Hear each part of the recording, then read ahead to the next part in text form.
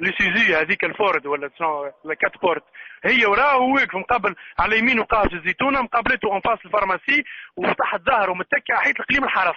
هذه اللي ما فهمناش نحن.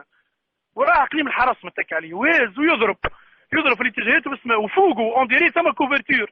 شكون وراه ولا من اتجاهات اخرى يضربوا في الالعاب الناريه ما ناس فاهمينها، كيما تحديد الموقع ولا ضرب في السماء تمشي في الاتجاهات الكل. وفي وسطها كرتوش، معناها انت تشوف الضرب الفوق بوشيك والكرتوش تسمع ويقول طن كرتوش نوع واحد اخر تثق بيه. تخبينا وسمع الحس ولا ولاد الزفر والذري ونحن نديروا بعض نهرب كرتوش تخبى بعد وجهك بعد راسك، تلافت تضرب في اتجاهنا كرتوش في البوبي وكرتوش في حيط دار القاهري بسنبنا في حومتنا. خبينا الناس كله ضرب قواه نطلبوا في القليم في الشرطه في الحرس، نقولوا لهم راهو كرتوش ومش فاهمين، يقولوا لنا كرتوش فوشيك وين وش تم وش قاعد يصير، مش فاهمين حتى شيء.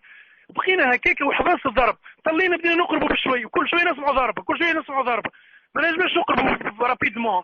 يمكن حكايه 5 دقائق وصلنا لدار الوزير، حلينا الجراج نتاعو نلقوا الحراسه اللي تعس في الحومه تم، خليناهم يعسوا قبل ما نروحوا في الليل، تعرفوهم يعسوا بدورية تبدل بعض اللي يعسوا ثم نلقوهم مسجين ممدودين في وسط الجراج. اول واحد منهم قابلنا جبينه داخل فيه كرتوش مفيش جبينه في دمهم اربعه في دمهم الكل. دار بجد فارغه ظلمه لا ضوء لا حتى شيء، والجراج مردود ردان، والكرهبه اللي عرضتنا قبل ما نوصل للجراج مثيب الكرتوش الكل من شبابيكه وكل.